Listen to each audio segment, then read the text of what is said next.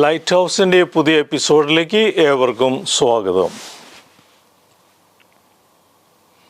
Alexander ചക്രവർത്തി എത്തിയപ്പോൾ ജനങ്ങളെല്ലാം ചുറ്റും കൂടി. രാജാവിൻ്റെ കഴിവുകളെയും യുദ്ധതന്ത്രങ്ങളെയും പ്രകീർത്തിക്കാനായിരുന്നു ഏവർക്കും താല്പര്യം. ചിന്തകനായ ഡയോജനസിന് മാത്രം ചക്രവർത്തിയുടെ അധികാരമോഹത്തോടും സ്വത്ത് സമ്പാദന രീതിയോടും എതിർപ്പുണ്ടായിരുന്നു.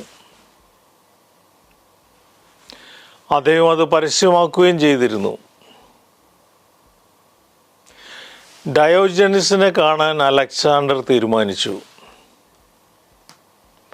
രാജകീയ പ്രൗഢിയിൽ സർവ്വസന്നാഹങ്ങളോടുകൂടി ഡയോജനസിൻ്റെ മുന്നിലെത്തി അദ്ദേഹം ചോദിച്ചു, താങ്കൾക്ക് ഞാൻ എന്താണ് ചെയ്തു തരേണ്ടത്?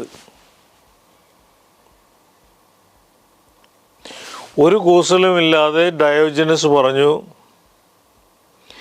താങ്കളുടെ നിഴൽ കാരണം വെളിച്ചം തടസ്സപ്പെടുന്നു. മുന്നിൽ നിന്ന് കുറച്ച് മാറി നിൽക്കൂ.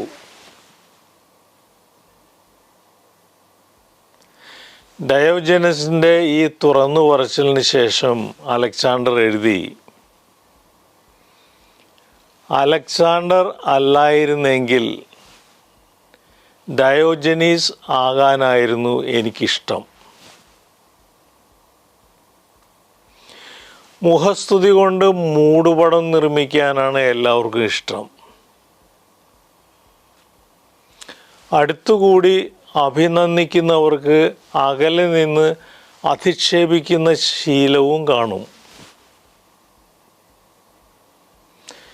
എത്ര വലിയ ആത്മവിമർശകർക്കും പ്രശംസ എന്ന പ്രലോഭനത്തെ അതിജീവിക്കാനുള്ള ശേഷി കുറവായിരിക്കും.